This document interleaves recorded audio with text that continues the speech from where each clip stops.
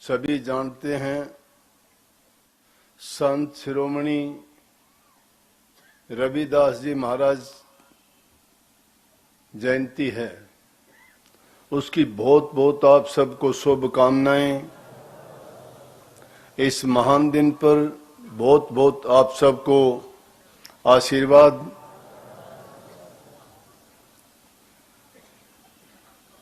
भक्ति काल के दौरान 15वीं शताब्दी में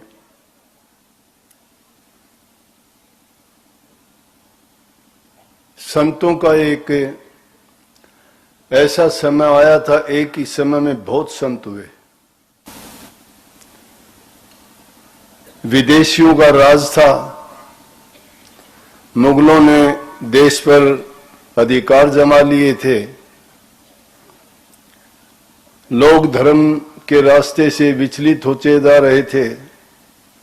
कुछ उन विदेशी हुक्मरानों की चाहत कि वो यहाँ के लोगों को भी अपने धर्म के रंग में रंग दें, तो हम अपनी संस्कृति से और धर्म के रास्ते पर चलने में काफी परेशानी थी। तो उस दौरान संतों ने प्रगट होके भटके हुए जीवों को सही रास्ता दिखाया। धर्म के मार्ग पर चलाने के लिए उन्होंने नाम, सत्संग, भक्ति, आडंबर जितने भी फैले हुए थे उनको हटाने का कार्य किया। उन्हीं में से संत रविदास जी 1433 ईस्वी के आसपास उन्होंने जन्म लिया। इलाहाबाद के आसपास में कोई गांव था। वैसे तो काशी जी माना जाता है। काशी जी में उनका जन्म हुआ। कबीर साहब भी वहीं थे, एक ही समय में हुए हैं। और रविदास जी लगभग 124-25 साल तक इस दुनिया में रहे और जीवों को चेताते रहे। भक्ति के रास्ते में जाति कोई बाधा नहीं है।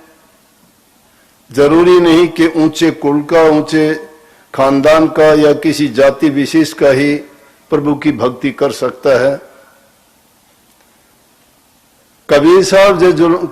कबीर साहब जुलाहा जाति से माने गए, नामदेव जी छिपी जाति से माने गए, सैन भगत नाई जाति से माने गए और रविदास जी चमार जाति से माने गए।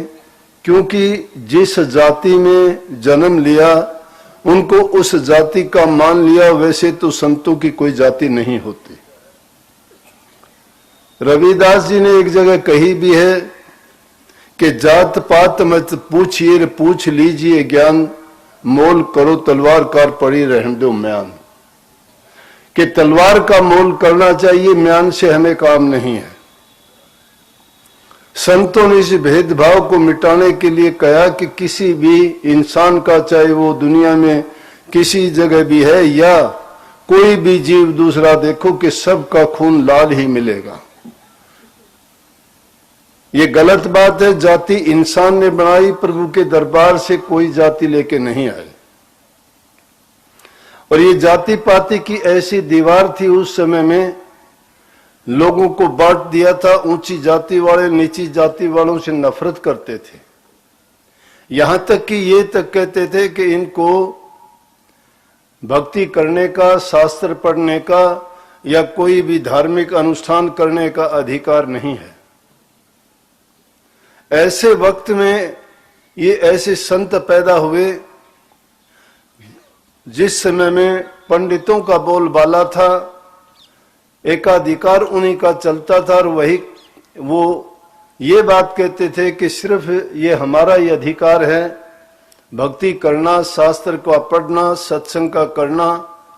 दूसरे जाति वालों को या शूद्र जाति को ऐसा अधिकार नहीं है।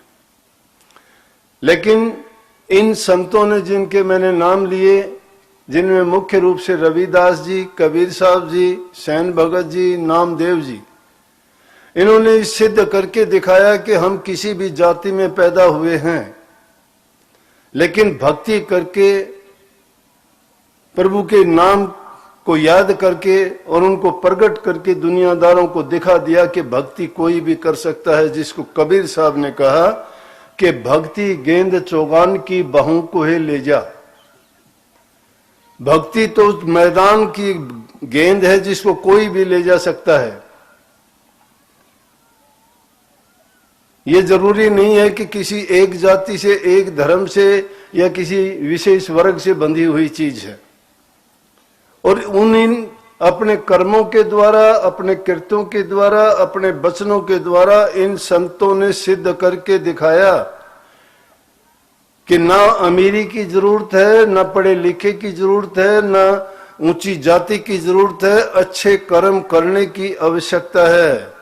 जो इंसान नेक कर्म करता है, धर्म से जुड़ता है, पवित्र मन और आत्मा से अगर वो प्रभु के नाम का चिंतन सुमरण करता है, वही प्रभु को प्यारा है।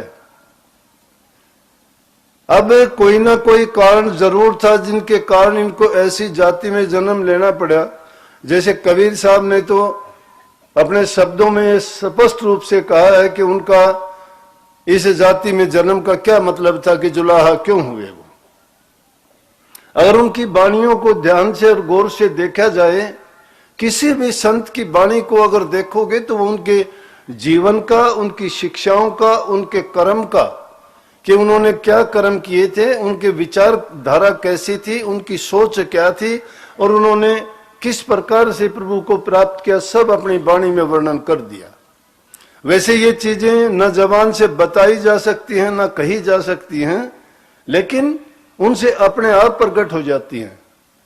कबीर साहब ने तो साफ कहा है कि मेरा जुलाहा जाति में जन्म लेने का कारण क्या बना था। उन्होंने कहा, काशी के हम वासी कहिए, मेरा नाम कबीरा, एक बार मुख से नाम विसारा, जात जुलाहा की ना तना भाई कौन तनेगा जी। कहते हैं कि एक बार मैंने नाम विसारा था, एक बार गलती की थी कि नाम बिसर गया था चिंतन करते हुए, सुमरण करते हुए, और उसकी सजा मुझे ये मिली कि मैं जुलाहा जाति में आया। होगी प्रगट। रविदास जी कहते हैं नीची जाति, नीची पाती और नीचा कसब हमारा, उनकी दया से ऊंच भये हैं कह रविदास समारा। कि नीची जात थी, नीचा कर्म था, नीचा थारा लोगों में बैठता था, लेकिन सतगुरु की कृपा के द्वारा क्या हालत है कि अब ऊंच हो गए हैं, संत गति को प्राप्त हो गए हैं। उनकी कृपा हुई तो सब लोग चरणामत ले लेके जाते हैं। उनके कारण रविदास जी को आज इज्जत सम्मान जो मिलता है वो उस नाम के कारण मिलता है, प्रभु के नाम का सुमन और चिंतन किया उससे मिलता है।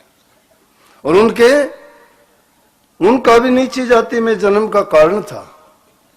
गुरु रामानंद जी बहुत ऊंचे पंडित थे, उस समय के प्रकांड पंडित थे। उनके सब ये जितने भी संत उस टाइम में हुए लगभग उन्हीं के शिष्य थे। कबीर साहब जी को भी जब दुनियादारों ने ज्यादा कहा कि आपका गुरु कौन है, तो उन्होंने भी कबीर साहब को गुरु बनाया। रविदास जी के भी गुरु रामानंद जी थे, पीपा के भी वही गुरु थे, और उस टाइम में काफी ऐसे थे 12-14 संत जो बड़े नामी थे, सब के सब गुरु रामानंद जी के शिष्य थे। तो कहते हैं रविदास जी ने जब जन्म लिया, रघु नाम था पिता का, गुरु बिनिया इनकी माता का नाम था, तो 4 या 5 दिन तक जन्म लेने के बाद उन्होंने दूध नहीं पिया अपनी माँ का। जब दूध नहीं पिया तो उसकी माँ बड़ी चिंतित हो गई कि बच्चा दूध नहीं पीता है, ये कैसे जिएगा, ये कैसा जीव आ गया प्रभु ने हमारे घर में क्यों दिया, शायद ये कोई ऊंचा जीव होगा, इस नीची जाति में आने के कारण इसको नफरत होगी।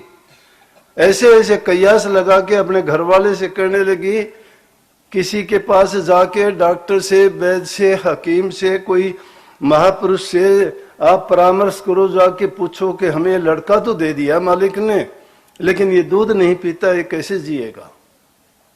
जब काफी जिद की तो उनके जो रविदास जी के पिताजी थे, रविदास जी को रैदास भी कहते हैं, कई नामों से उस टाइम में पुकारा, रविदास जी, रैदास जी, एक ही चीज थी, एक ही संत जी के नाम थे ये। तो उनके पिताजी जब निकले कि चलो मैं जाता हूं, मन में सोचता हुआ जा रहा था, लेकिन क्या देखते हैं कि गुरु रामानंद जी की ये आदत थी कि वो कभी न ऐसे ही घूमते फिरते देखते रहते थे, भक्तों को संभालते रहते थे, और वो चले जा रहे थे, रास्ते में सामने से आगे। जब सामने से आए तो रविदास जी के पिताजी ने बंदगी की उनसे, और बंदगी करने के बाद रामानंद जी ने पूछा, भक्ता क्या हाल है?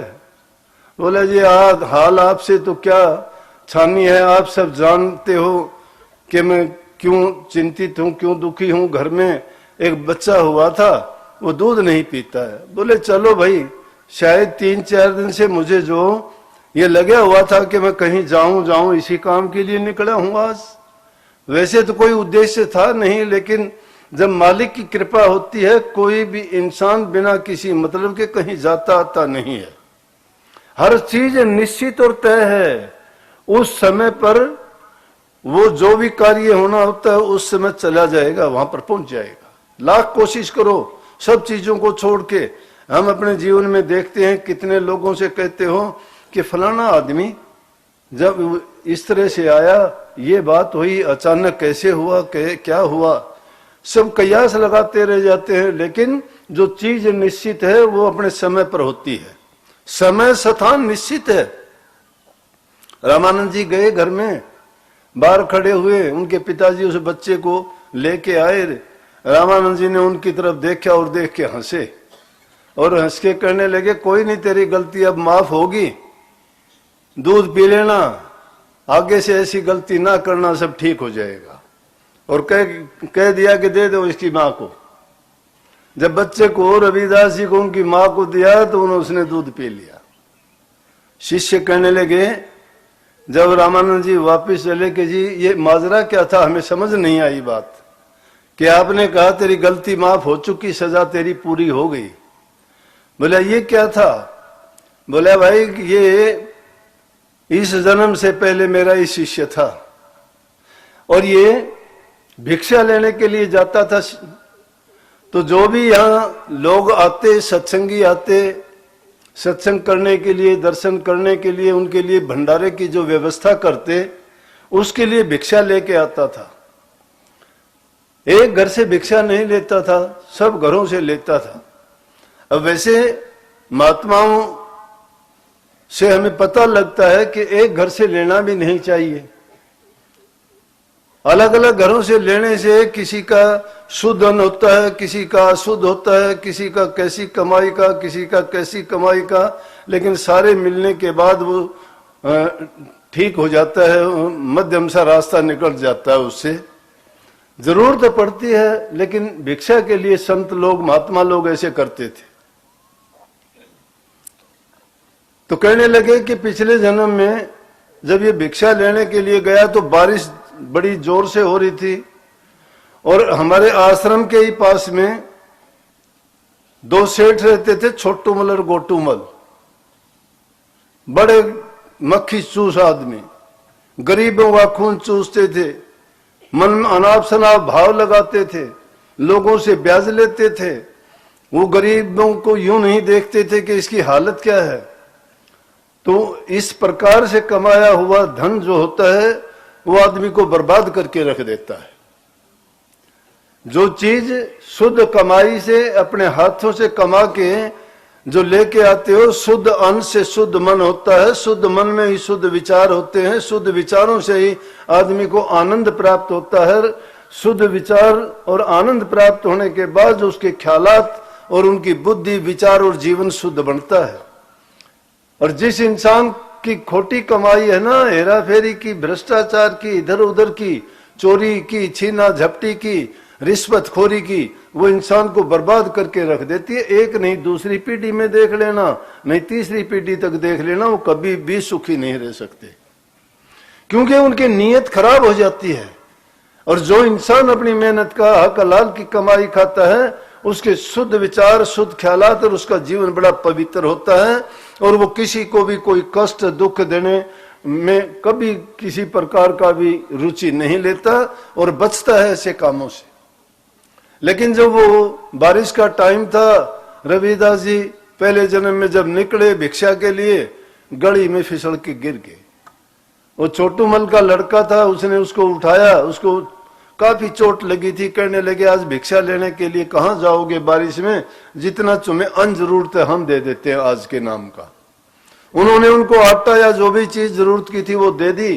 कहने लगे इन्होंने जब ये भोजन उसका पकाया वो ऐसा था, जब पता लगा रामानंद जी ने उनको कहा कि अरे तूने तो बहुत गलत काम कर दिया, जा इसका तेरे को हर्जाना भरना पड़ेगा। तो कहते हैं कि उसे प्राण छूट गए और अब अगला जन्म इसने ये लिया है, मैंने इसको श्राप दे दिया था और उस श्राप के कारण से इसकी मौत हुई।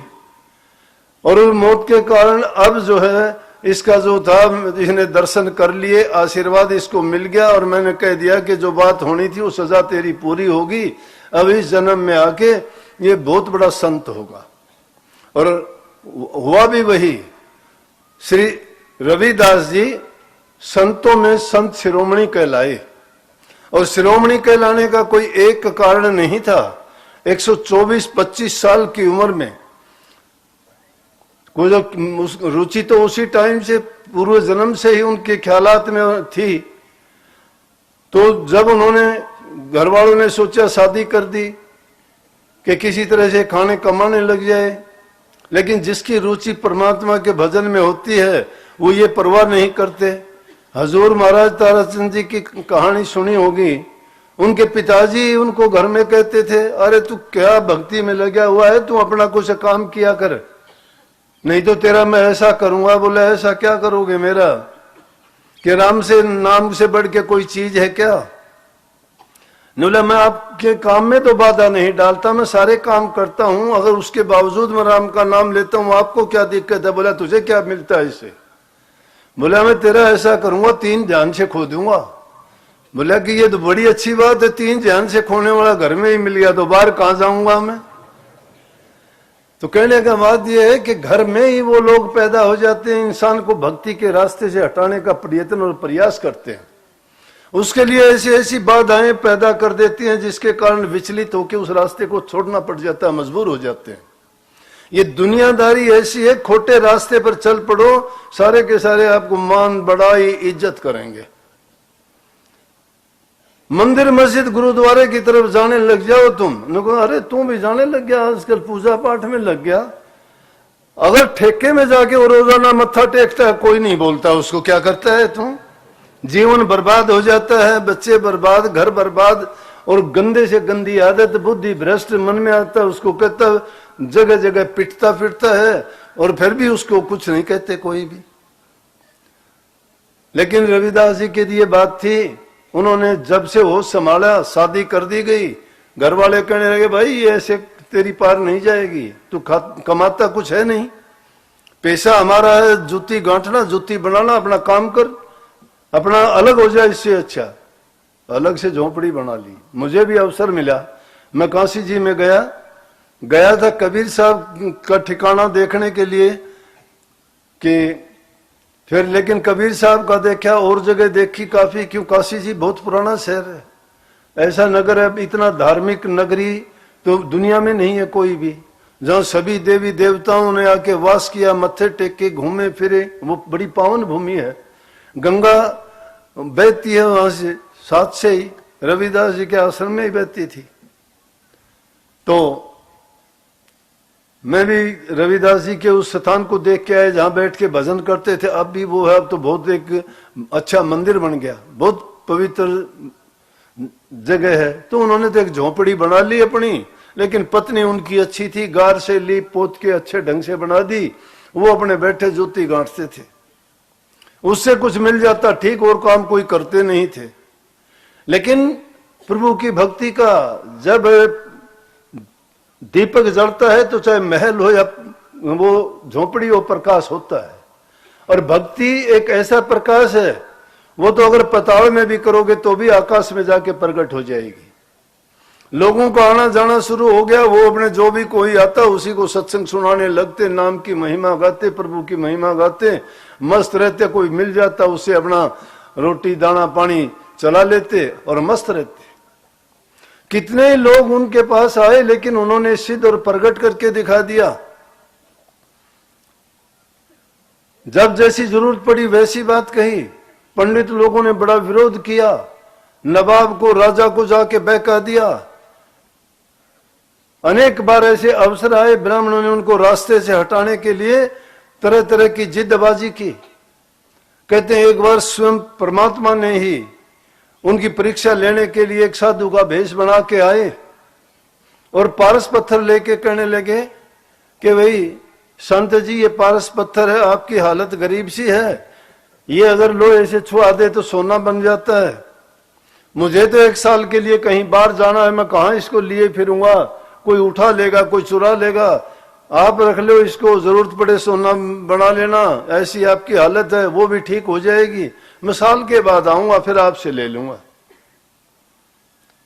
रविदास जी ने कोई ख्याल ही नहीं किया कि क्या कहते हैं। बोले कि आपको सुनाई दिया? हाँ बोला सुनाई दिया। बोला रख दो, जहां रखते हो वहां आराम से रख कर पहचान करके जाना, आओगे जहां आपको वहीं मिलेगी, मुझे नहीं जरूरत है इसकी। अभी थोड़ी देर पहले एक शब्द गा रहा था ना, उस शब्द में बहुत बड़ी बात, अपने आप भी उन शब्दों में जोड़ के शब्दों के अर्थ को ही बिगाड़ देते हैं। कहते हैं कि ये मीरा ने करे वो हीरे मीरा ने लिए, राम नाम के हीरे थोड़े हैं। हीरे क्या मायने रखते हैं नाम के आगे? नाम का कोई मोल नहीं तोल नहीं। हीरे जवाहरात तो मिट्टी है संतों की भाषा में। कैसे जोड़ देते हो उन वाणियों में झूठी साची बात? हीरे मोती और इस दौलत का क्या है? संतों ने तो इसको ठगनी कहा, माया कहा, लुटेरी कहा। ये कोई मायने नहीं रखते संतों के लिए। और रविदास जी ने सिद्ध करके दिखा दिया। बोले भाई महात्मा जी रख जाओ कहीं भी। लेकिन उनके विरोधी थे, वो सुन रहे थे कि ये महात्मा क्यों मिलने आया था, क्या बात कर रहे हैं। उनने सुन लिया, पारस पत्थर दे के जा रहा है। ये देख लिए एक ने छिपके ने कहां रख रहा है। बोले कि आज चुरा लेंगे इसका। अब वो ताले थोड़े लगते थे। आए वो चुराने के लिए, रात को उन्होंने हाथ मारा तो क्या देखते हैं वहां तो सांप आके पड़ा और देख के वो भाग लिए वहां से। क्यों कि ठग और लुटेरे नाम को थोड़े लूट सकते हैं, सच्चाई को नहीं लूट सकते। अंग्रेजी में कहावत है ना, ट्रूथ फियर्स नो एग्जामिनेशन। सच्चाई की परीक्षा नहीं हुआ करती।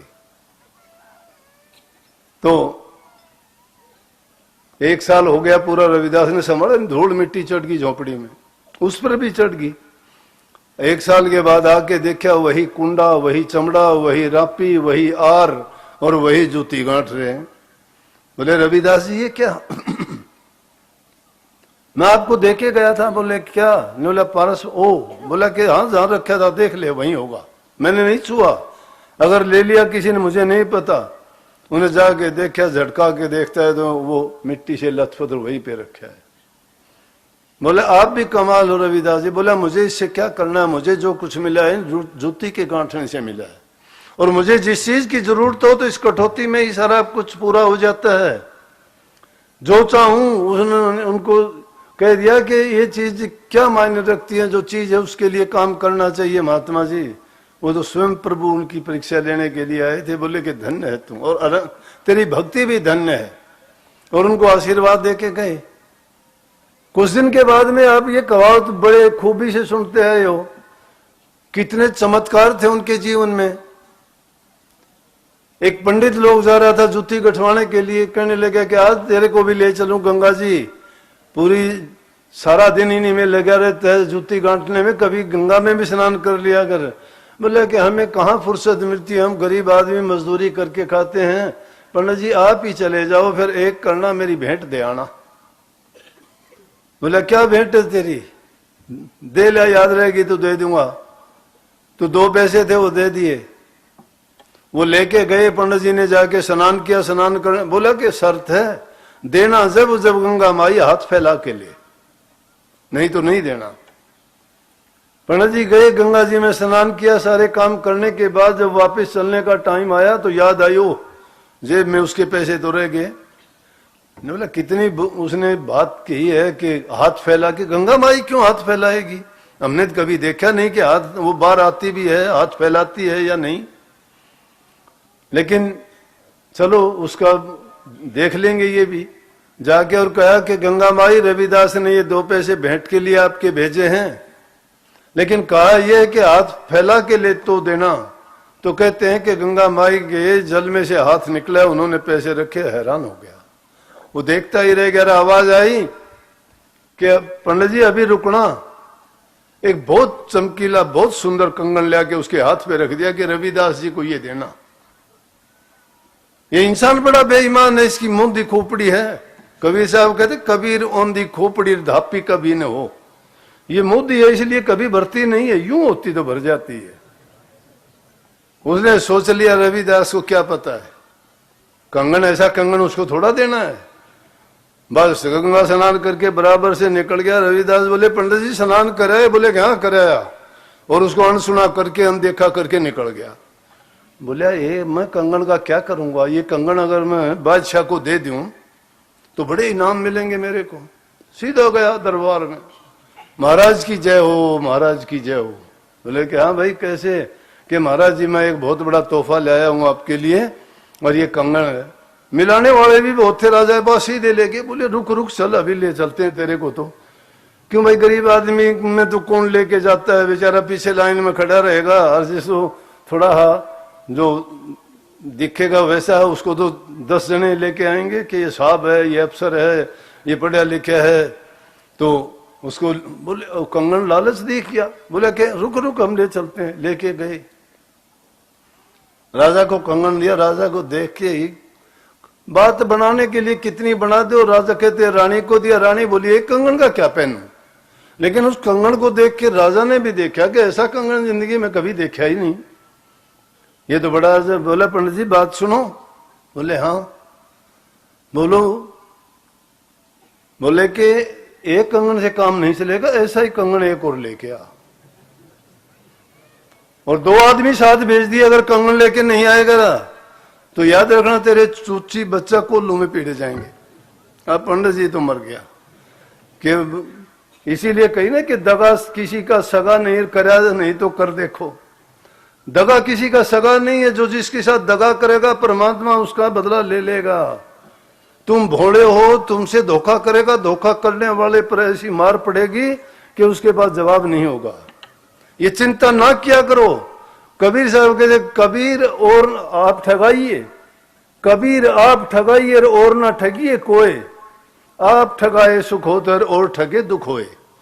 खुद ठगे जाओ कोई बात नहीं है, तुम ना ठगो किसी को। तुम ठगोगे ना तो तुम्हें बहुत दुख होगा, और तुम ठगे गए तो कोई दुख नहीं है। सुख होगा तुम्हें खुद ठगे गए तो। इतबार आना बड़ा मुश्किल है, कठिन है, क्योंकि हम तो हाथ ही हाथ देखते हैं, और हाथ ही हाथ जो काम होते हैं उसका स्वाद एक बार तो अच्छा ही लगता है। अरे जो कड़वी गोली भी खिलाता है उसके चारों तरफ मिठास लगाते हैं गोली है, डॉक्टर लोग भी मुंह में लेते हो कड़वी नहीं लगती, थोड़ी सी देर मुंह में रख के जाट से चबा लो तो क्या हाल होगा। वही वह है, मिठास बाहर से एक बार दिखाई देता, बाद में बड़ी कड़वाहट होती है उसकी। इसलिए ये धोखा दगा छड़ कपट बेईमानियां करके तुम जीवन बिताते हो ना, ये अपनी कब्र खोद लेते हो। किसी के साथ धोखा करोगे तुम्हारे साथ ये ना सोचना कि तुम कामयाब होगे, नहीं, सोच लेना कि तुमने बड़ा जुल्म कर लिया है, और वो जुल्म तुम्हारे सामने खड़ा होगा एक दिन और तुम्हें बर्बाद करेगा। जो इंसान ऐसा महात्माओं ने इसीलिए तो जीवन संवारे लोगों के, जो उनकी आज्ञा में चले उनके जीवन संवर गए। तो अब पंडित जी कहने लगे भाई और तो कोई रास्ता नहीं है, रविदास जी के पास चलो। जाके कहने लगे रविदास जी माफ कर दो। पैर पकड़े गिड़गिड़ाने लग गया, दरबारी लोग साथ में कि कहीं भाग ना जाए। बोला रविदास जी माफ कर दो। बोले भाई क्या बात है, बता, मेरा तो कोई कसूर भी नहीं किया। संत तो मार खा के भी खुश होके अगले को दिखा देते हैं कि ना भाई मैं तुझे कुछ नहीं कहता, लेकिन जिसने कर्म कर लिया है वो कर्म का फल बना चुका है, वो बचेगा नहीं। संत ना कहो, लेकिन जिसने कर्म कर लिया उसने कर्म फल बन गया उसका। खुद परमात्मा भी आ जाए वो भी नहीं बचा सकेगा उसको, मैं बताऊं, चाहे कितनी भी बात हो। हाँ बच सकता है, वो भी मैं बता दूंगा, इलाज है। बच कैसे सकता है कि जो कर्म जिस जबान से गंदे बोल रहे हो तो जबान से उसकी बढ़ाई करो। तुमने पाप किया है तो उस पाप की बजाय हजारों गुना पुण्य करो। तुमने धोखाधड़ी करी है तो उससे कहीं अधिक तुम उससे पुण्य के कार्य करो, तो तुम्हारा वो पाप कर्म हल्का हो सकता है, नहीं तो बच नहीं सकते। कर्म इसीलिए कहीं ना, कर्म की मार रुका न पुकार। कर्म की जो मार पड़ती है उसमें रुका पुकार नहीं है। और जब ऐसी नियत ऐसे कर्म हमारे हैं और उनका कर्म फल भोगते भोगते जीवन बीत जाता है, तो प्रभु और प्रभु के नाम की भक्ति कैसे करेंगे? नहीं हो सकती। संत कोई मूर्ख थोड़े थे, फटे हाल, खाने के लाले, फिर भी मस्त हैं। ना कुछ खोने का डर है, ना कुछ पाने की लालसा है, मस्ती में जीवन बीतता है। जो कह देता है उसी को कहते हैं हाँ भाई तू सच्चा है, बोल दे, बोलो कुछ भी बोलो। वो कहते मुड़ के जवाब नहीं देते, वो जानते हैं। ना समझ जो आदमी होते हैं वो ऐसी मूर्खता करते हैं, और वो उनको कह के अपने आप को बड़ा वो मानते हैं कि मैं बड़ा ताकतवर हूं, मैं बड़ा ज्ञानी हूं, मैं बड़ा समझदार हूं, मैंने ये बोल दिया, मैंने वो कह दिया। ये नहीं सोचते कि तूने अपना बर्बाद कर लिया। तो रविदास जी के पास जाके गिड़गिड़ाए। रविदास जी उसी प्रेम से बोले, बोले बच्चा क्या बात है? बोल भाई पंडित जी क्या बात, आज ऐसे कैसे? आप तो बड़े खुश थे, गंगा स्नान करके आए थे। बोले पंडित जी माफ कर दो, बड़ी गलती होगी मेरे से, भूल हो गई। बोला क्या भूल होगी? बोले इस तरह से मैं आपके पैसे दिए थे, गंगा माई ने आपको कंगन देने के लिए कहा था, मैं लालच में आ गया, मैं राजा के पास चला गया, राजा ने मेरे से दूसरे कंगन के लिए, मैं अब कहां से लाऊं? ऐसा कंगन तो दुनिया में कहीं मिलता ही नहीं है। बोले अरे भगत कोई बात नहीं, चिंता ना कर, इसमें हाथ मार ले। जिसमें चमड़ा भिगोते हैं कहना उसको कठौती कहते हैं। बोले इसमें हाथ मार ले। हाथ मारा तो क्या देखता है, कंगनों से भरा पड़ा, वो एक ही निकालना, ज्यादा नहीं, एक ही निकालना। जब उन्होंने एक निकाला, निकाल के देखा, उसी तरह से चमचमाट पैर पकड़े, बड़े दरबारी भी देखते रह गए। इतना कुछ होने के बावजूद उन्होंने कुछ नहीं कहा। जब इतनी बात जरूर कही कि मन चंगा तो कठौती में गंगा। मन चंगा किससे होता है? हरि नाम के सिमरण से होता है। वो नाम हमें भी मिला है, गुरु ने हमें नाम की दीक्षा दी है। उस नाम की कमाई अगर करोगे तो हमारा मन भी पवित्र हो जाएगा, रूह हमारी साफ हो जाएगी। हमारे अच्छे विचार ही हमें त्यारते हैं, बुरे विचार हमें डबोते हैं। संतों ने यही कहा है कि मन चंगा, मन को चंगा करो, विचार अच्छे बनाओ, अच्छी सोच रखो, दूसरे के बारे में गलत ना कहो। फायदा क्या मिलेगा? सोचो तो अपने बारे में सोचो, कमी देखो तो अपनी देखो, उनको कैसे बेहतर करें ये सोचो। संतों का उपदेश सुन के उस उपदेश को अंगीकार करो, उस पर चलने का प्रयास करो। अगर जीवन सफल ना हो तो फिर दोष देना भाई संतों को। संत साफ बात कहते हैं, दूसरों के हित की बात कहते हैं, उनका कल्याण और उनके जीवन को संभालने की बातें करते हैं। वो लेके गए राजन, चलो बड़े। तो इस प्रकार से इसी तरह से कितनी घटना हुई। कमाली भी जो थी कबीर साहब की लड़की थी, ज्ञान उनको रविदास जैसे मिला था। कबीर साहब की चिल्ली नहीं, शिष्या नहीं थी वो। और कैसे वो आया था? अब कहीं कुछ कह देते हैं, कहीं पीपा का नाम लेते हैं, लेकिन बात हुई थी कबीर साहब की। कबीर साहब उनके पास गए थे। कबीर साहब जब गए रविदास जी से मिले कि गुरु भाई काफी दिन के बाद मिले हैं, आपस में बातचीत की। बोले को कुछ खान पान जल ग्रहण करो। जब पानी का लोटा दिया तो रविदास कबीर साहब को भी ये हो गया कि मैं पानी कैसे पीऊं, कठौती का पानी दे दिया, चमड़ा भिगोने वाला। और वो पानी कबीर साहब बोले कि पहले मुंह हाथ पांव धो लेता हूं मैं, फिर पानी पीऊंगा। दूसरी तरफ जाके उस पानी को बखेर दिया और वो उसके कपड़ों में, धोती में बिखर गया। और वो जब वापस गया, खाने के लिए इनकार कर दिया कि बोला कि खाना तो मैं घर जाके ही खा लूंगा, मुझे भूख नहीं है, बस जल ले लिया मैंने। घर गया तो उसकी लड़की कमाली कपड़े धो रही थी। कबीर साहब ने कपड़े बदले और कहने लगे, बेटी धोती पर भी कुछ दाग है, इसको भी धो देना। धोती से दाग उसके मिटे नहीं तो कमाली ने उसमें मुंह में भाप दे दे के गर्म करके वो दाग मिटाने की कोशिश करी ना, तो मुंह में लिए लिए और उसकी सूरत चढ़ गई और वो बड़ी ऊंची बातें करने लगी। जब ऐसी कबीर साहब इतनी देर में आए, देखते हैं तो उसकी तरफ देख के हैरान हो गए कि बेटी ये क्या हो गया, कि मुझे नहीं पता क्या हो गया, कि मैं नड़ा धोती को क्यों मुंह में ले रखा है, कि इसका दाग मिटाने के लिए। वह कबीर साहब को बड़ा धोखा लग गया और उसी टाइम से कमाली कबीर साहब के शिष्य हो गई थी।